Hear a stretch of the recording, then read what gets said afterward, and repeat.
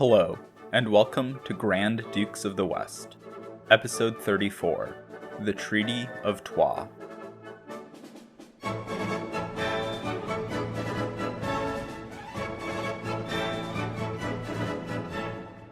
Word of the assassination of John the Fearless spread about as fast as a horse could gallop.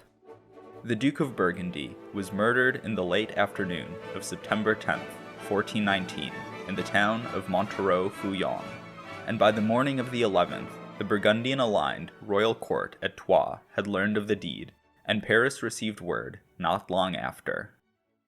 News reached John's wife, Margaret of Bavaria, and the ducal consul in Dijon on the 13th, and on the 14th, messengers arrived in Ghent to deliver the news to Philip, Count of Charolais.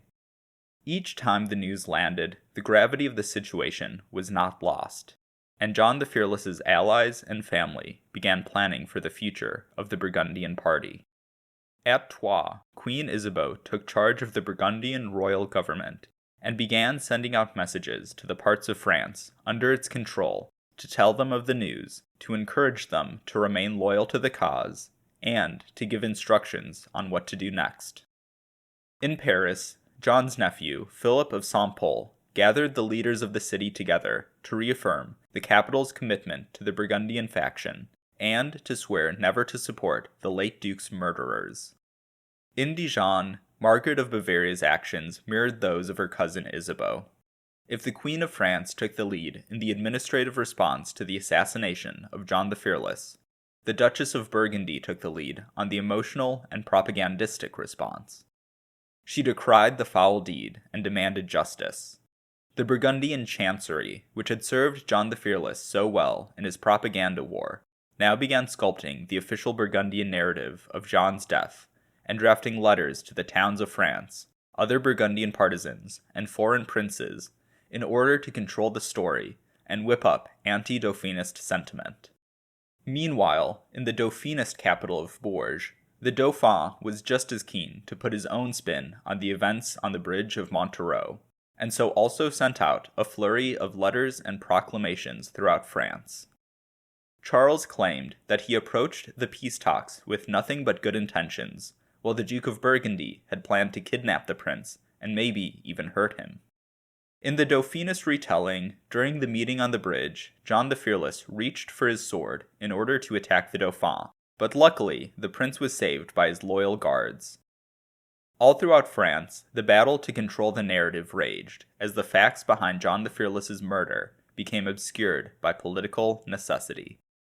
And so we make our way to Ghent, to the court of Philip, Count of Charolais, soon to be Philip, Duke of Burgundy.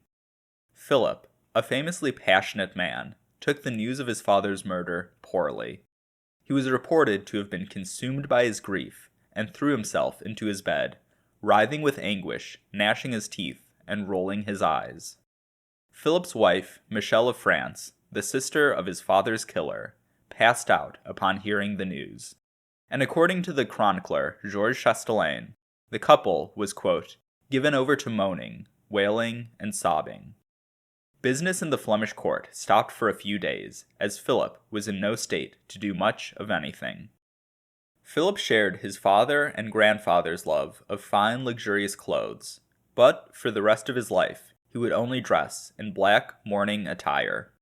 That being said, his black clothes were still of the highest quality, and Philip was a fashion icon in his time. Just as John the Fearless embroidered carpenter's planes on his clothes to make one political point, Philip dressed in all black to make another. Once Philip composed himself, he jumped into action. He did not immediately head for Troyes, as Queen Isabeau, fearful of a possible Dauphinist attack, had requested, but instead spent the first few months after his father's assassination consolidating his power in the Low Countries, an early indication of his priorities. A few days after he pulled himself together, Philip was sworn in as the new Count of Flanders, and shortly after that, he met with John IV of Brabant, John the Pitiless, and Jacqueline of Bavaria to finalize the Peace of Vaudrichem, which I covered in the last episode. Philip didn't end up leaving the Low Countries until February of 1420, But that didn't mean that he was ignoring the situation in France. All throughout the months he was consolidating power in the north, letters and Burgundian officials were traveling between Ghent, Dijon, Troyes, Paris, and wherever Henry V was in his ongoing conquest of France. So let's look at the negotiations between Burgundian France and Lancastrian France. Upon hearing of the assassination of John the Fearless, Henry V knew that he had an opportunity to finally bring the Burgundians on side. He had given up on negotiating with the Dauphin at the beginning of 1419, and his hopes for a deal with the Burgundians had been diminished once he learned of the peace of Pouilly-le-Fort, but the events on the bridge of Montereau had changed the situation. Now, a deal between the Dauphinists and the Burgundians no longer seemed possible, and furthermore, many Burgundians could no longer stomach the idea of Dauphin Charles, the man behind their leader's murder, becoming the King of France one day. Throughout the past few years, an alliance with the English was a dangerous prospect.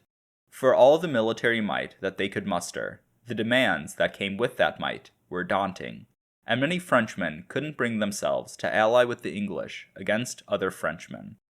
But now, all of a sudden, the Dauphinists were viewed as worse than the English. If the Burgundians had to choose between the lesser of two evils, the Dauphin had just shown himself to be the greater. No longer was the big question that the Burgundians were asking, should we ally with the Dauphinists to drive the English out of France? Now it was, should we ally with the English to end the Civil War? But despite this change in perspective, the answer to that question was not necessarily yes. None of the reasons to be hesitant of the English had gone away, and in fact, the English king only increased his demands once he learned of the assassination of John the Fearless. Now he would accept no less than the crown of France. When a delegation from the Burgundian-aligned royal council expressed their shock at this demand, the English response was simply that things were different now. Richard Vaughan wrote that, quote, Philip certainly did not become King Harry's man, as an English chronicler later put it, overnight. The arguments for and against an outright alliance with Henry V against the Dauphin were weighed and examined.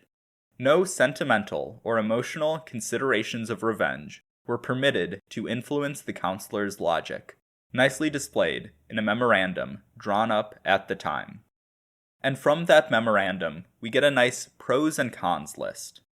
The downsides of an alliance with Henry V included many topics which we've seen before.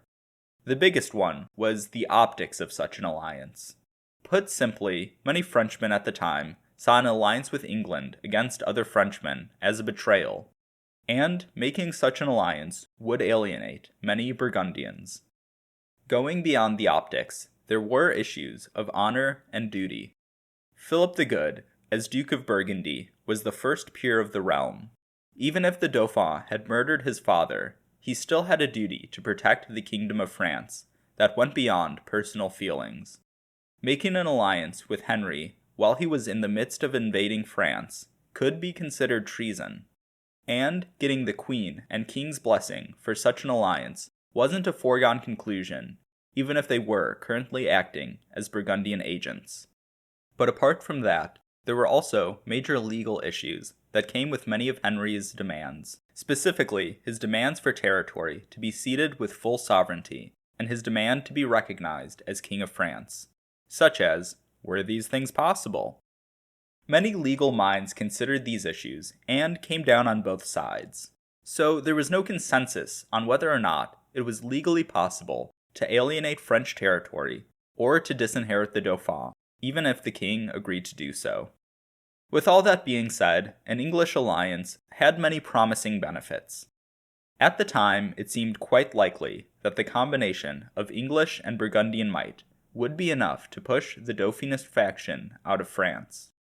The defeat of the Dauphinists by an Anglo-Burgundian alliance would simultaneously end the Civil War and the war with England, and after all these years of violence, the prospect of peace was a tempting one.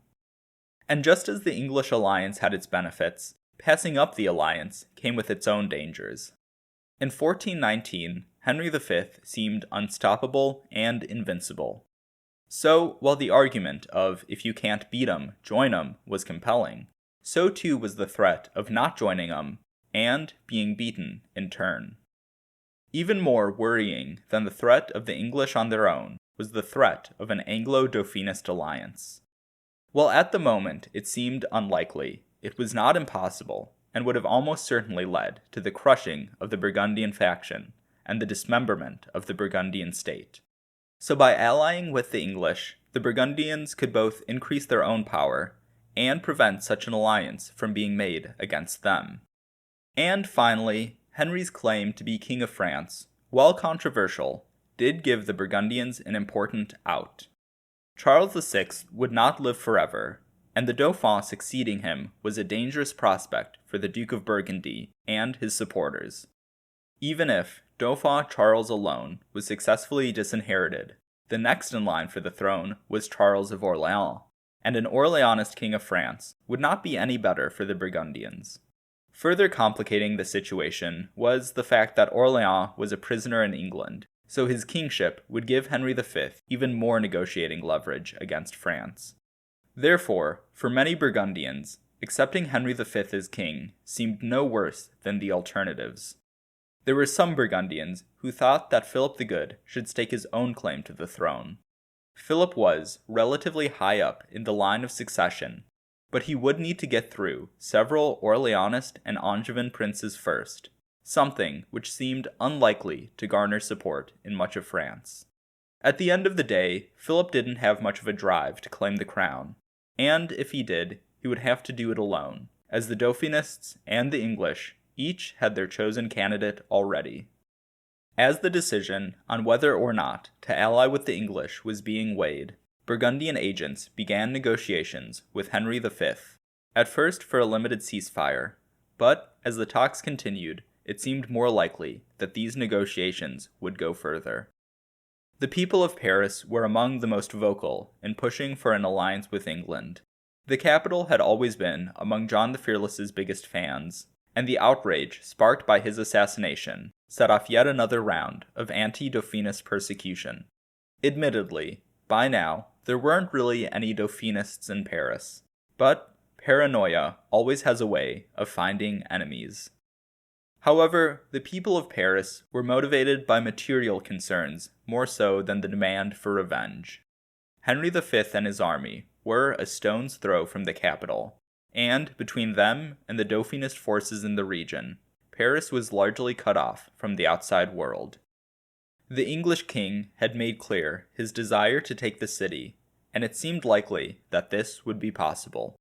The Parisians were stressed out, tired, and hungry, and they just wanted relief. So for Paris, a peace deal would mean that the threat of an English siege and possible sack would be lifted. Furthermore, goods such as firewood and food could easily make their way into the capital again, and both were in short supply at the moment. But even beyond those basic necessities, the reopening of English Normandy and the River Seine to the capital would allow for some degree of prosperity to return to the city. The Count of Saint-Pol knew firsthand how desperate things in the capital were getting, and wrote to tell his cousin, Philip the Good, that if Henry V were to come to Paris with his army, the capital might surrender without a fight. Already, Henry was in negotiations with a delegation from Paris, in addition to the wider Anglo-Burgundian negotiations. And while the English king agreed not to march on Paris for a time, the agreement was only set to last for 2 months. These negotiations had occurred as Henry was mopping up at Gisors, a mere 60 kilometers or 40 miles from Paris. So the efficacy and threat of the English army was at the front of the Parisian delegates' minds during these talks. Queen Isabeau approached the post-Montereau negotiations with the English with more caution. She did take part in them, and in fact she was the first one in the Burgundian party to reach out to Henry V after John's death, but she also had much to fear from a deal with the English. Isabeau initially hoped that a deal along the lines of what had been negotiated back in May could be agreed to, But as Henry's demands increased, so too did Isabeau's reservations. As Henry's demand for the French crown no longer seemed like something he'd be willing to give up, Isabeau faced a dilemma. Would she agree to the disinheritance of her son? And Isabeau had other reasons to resist Henry's takeover of France, such as the fact that there would be no place for her in the Lancastrian government. The Queen's alliance with Burgundy had always been her second choice, and as the Burgundians and English cozied up, the Queen viewed her allies with more hesitancy. What Isabeau really wanted was peace in France. While Louis of Guienne lived, she supported his attempts to create a royalist party to balance the factions. But after his death, the Dauphins became subsumed in partisanship. Her attempts to arrange a settlement after Guienne's death had alienated the Armagnacs and led them to imprison her at Tours, which in turn pushed her into the arms of the Burgundians, which, in turn, drove a wedge between her and the Dauphin. But despite her fears of the men surrounding her son, and, in turn, their hatred of the Queen, she remained in talks with the Dauphinists throughout this period of negotiation with the English. So the Queen did her best to stall. After the initial rounds of negotiation, she decided to withdraw from the talks between Burgundy, Paris, and England. Furthermore, she also refused Philip the Good's request to be made the king's lieutenant in France, an office which John the Fearless had previously held, which gave him his official authority in the kingdom, and, more importantly in this case, would have given Philip the power to unilaterally make a deal with the English.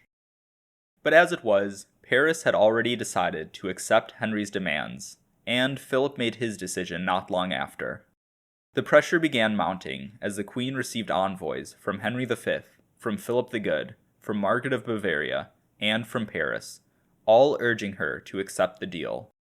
Isabeau was the head of the Burgundians in Troyes, and nominally in charge of the royal government, so her assent was needed for the agreement to go into effect.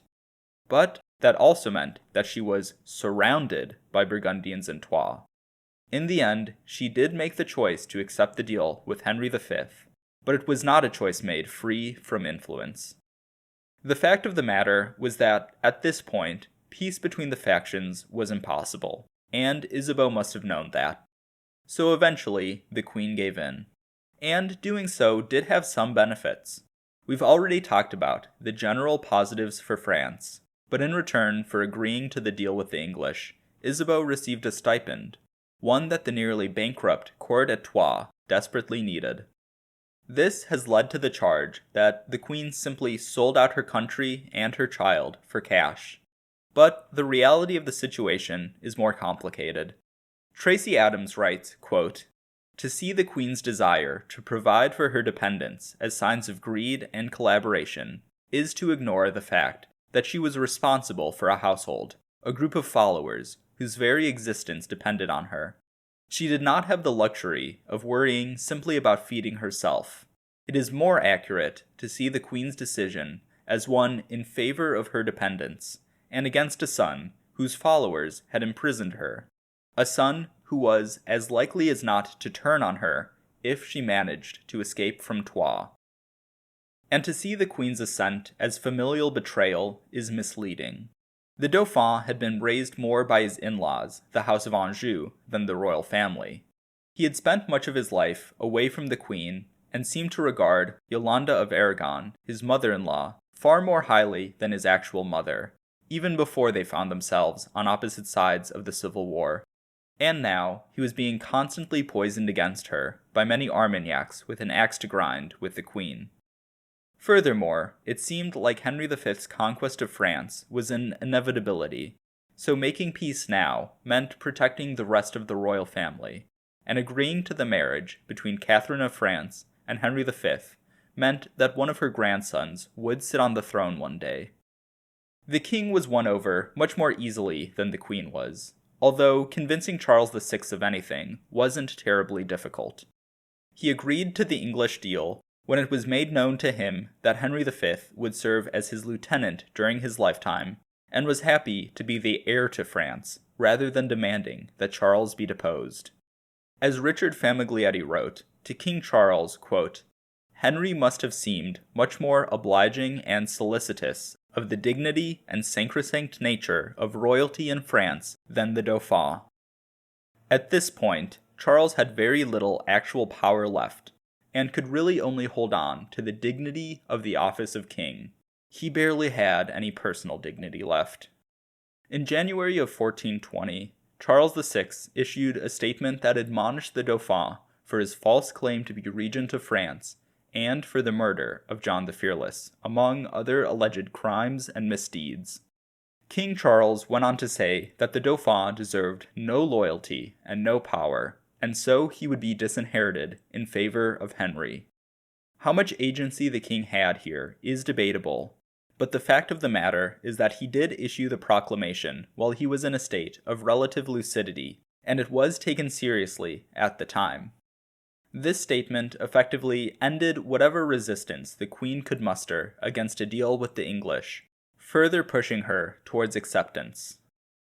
So by early 1420, the Duke of Burgundy, Paris, and the King and Queen had all agreed to what would become the Treaty of Troyes, the terms of which were generally that Henry V and Catherine of France would be married, and Henry would be made the king's lieutenant and heir in France.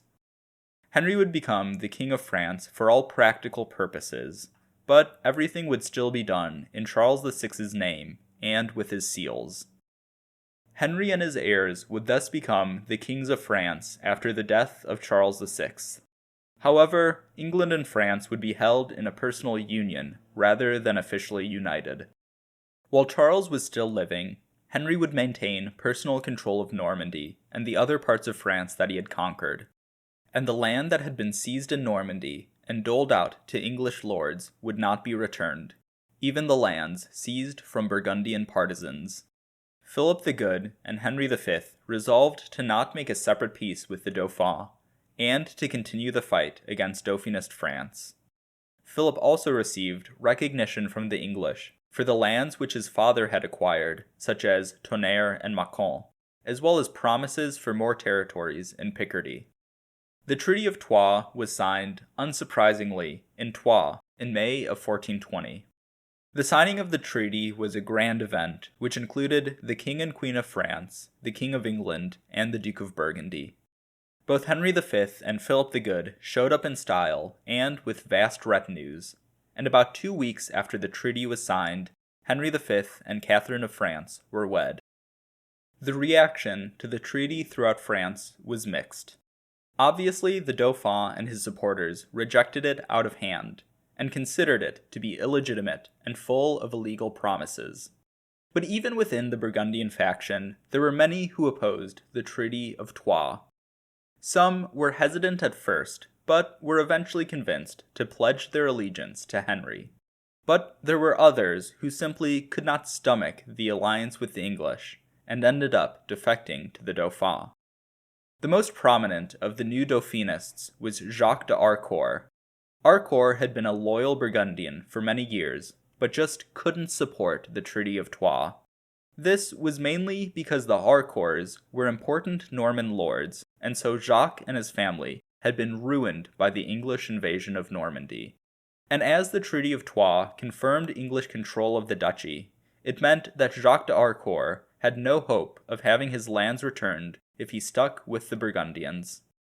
Jacques d'Harcourt was not alone in his opposition.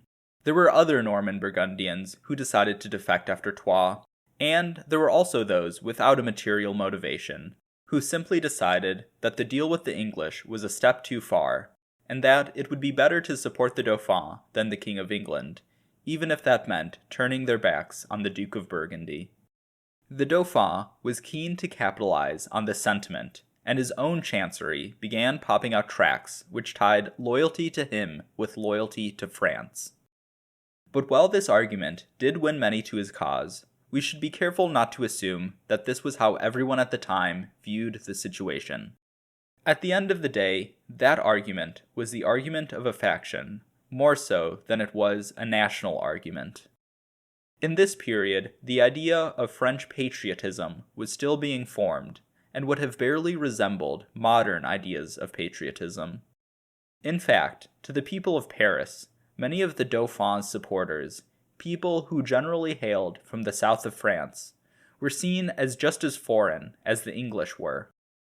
Tracy Adams writes, quote, "The medieval notions of the nation were based on an awareness of shared history and geography, but, mostly, on shared subjugation to the French king. Nationalism emerges from a willed construction of a collective identity, a nation, and such nationalism is located above any individual leader. The national sentiment of the 15th century was attached to a figure, the king, not to a nation." And the fact of the matter was that the king had declared his support for the Treaty of Troyes. At the end of the day, more opposition to the treaty stemmed from the fact that people doubted the legality of the Dauphin's disinheritance than from patriotic sentiment.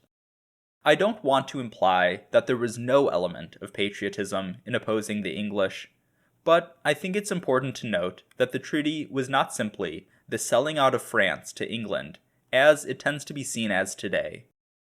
That view comes primarily from the court of Charles VII, who had ample motivation to paint events in that light, and from historians of the 19th and 20th centuries, who lived in a time where nationalism was everywhere and couldn't really be avoided.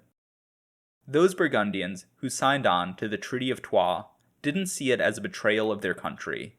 If the king supported the treaty, then not to accept it would be the real betrayal.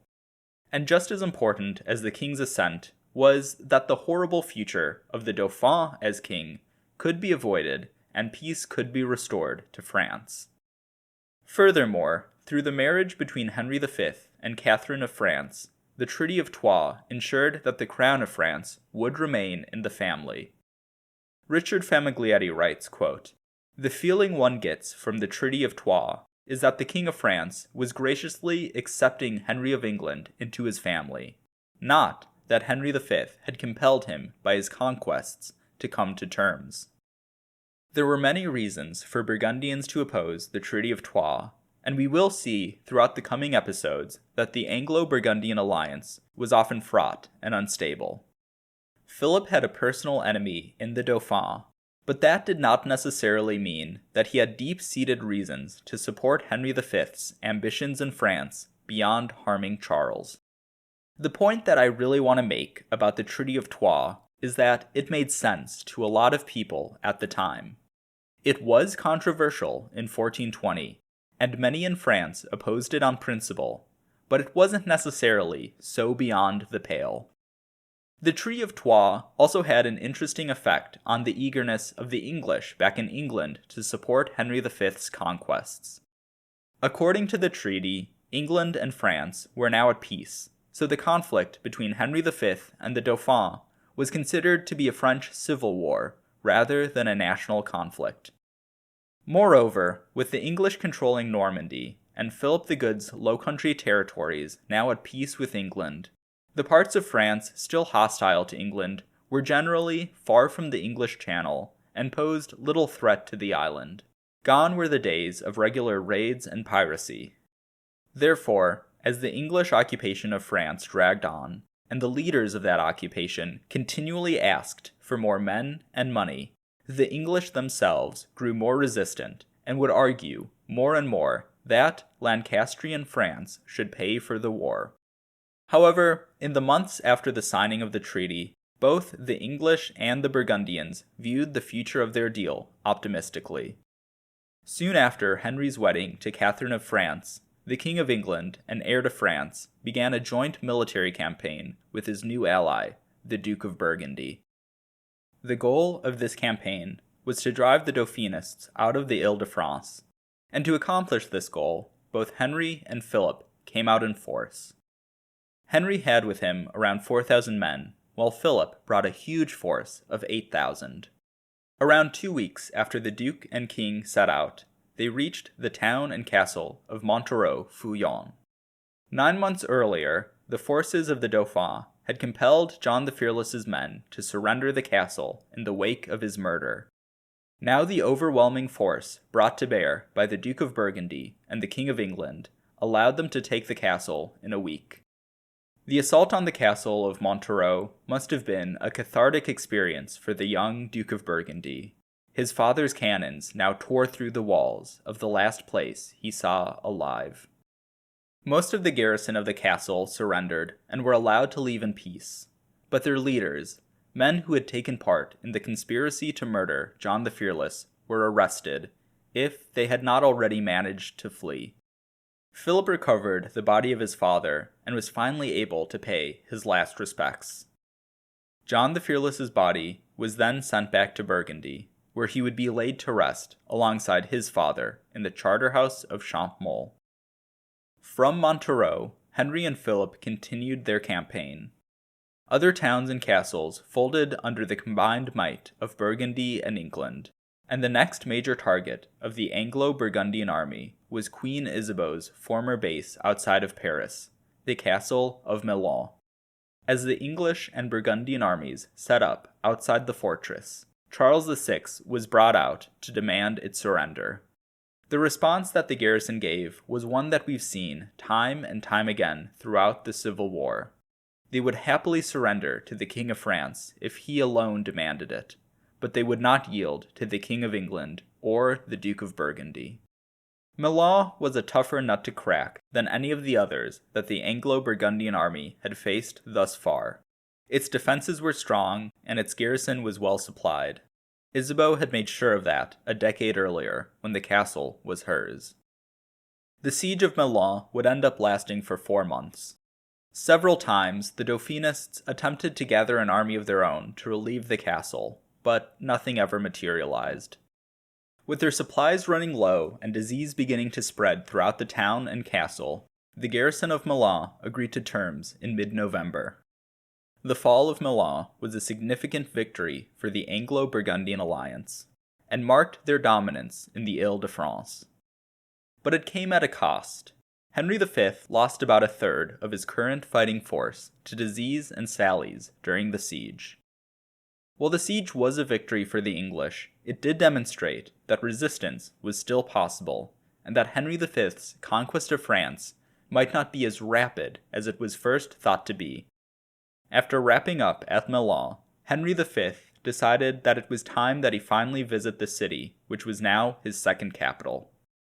So on the 1st of December, 1420, Henry V entered Paris, not as a conqueror, but as the regent of France.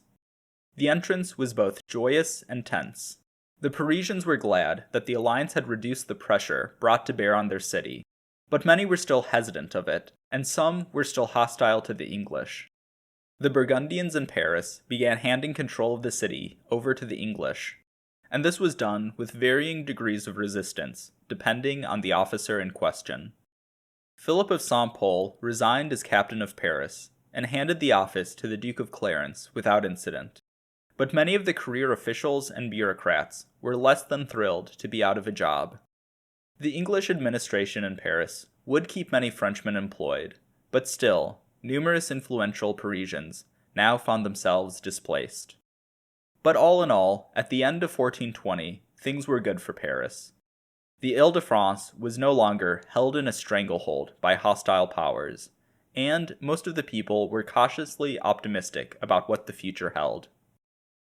Next time, we'll continue to explore the advance of the Anglo-Burgundian alliance, but we'll also see that the Treaty of Troyes did not precipitate the collapse of the Dauphinist faction. While the Dauphin and his allies were now on the back foot, and the nature of the Civil War and English invasion had changed, the conflict was far from over. Thank you so much to my patrons: Christine, Duchesse de Nemours, Peter, Duc de Brancion, Elliot, Graf von Kravenstein, Anthony, Comte de Chateauneuf-Nexois, James, Graf von Temsa, Preston, Comte de Saint-Fargeau, Mark, Comte de Meursault, Diana, Graf von Beersel, Mehmet, Comte Santerre, Chris, Comte de Seymour, David, Graf von Bornum, Rosa, Comte de Germont, Elliot, Comte de Bussy-le-Grand, Quentin, Graf von Blasfeld, Tyler, Comte de Chamaret, Ian, Graf von Arenberg, and to my Knights of the Duchy. If you want to join them, you can at patreon.com/ValoisBurgundy. If you want to support the podcast in other ways, you can do so by leaving a review on your podcast app of choice and telling your friends about the show. Both really help to grow the show and will earn you my everlasting appreciation. If you want to keep up with the show, you can follow me at Valois Burgundy on Twitter or Blue Sky, or find Grand Dukes of the West on Facebook. You can also email me at granddukesofthewest@gmail.com and check out the podcast website for maps, images, sources, and more at granddukesofthewest.com. Once again, thank you for listening.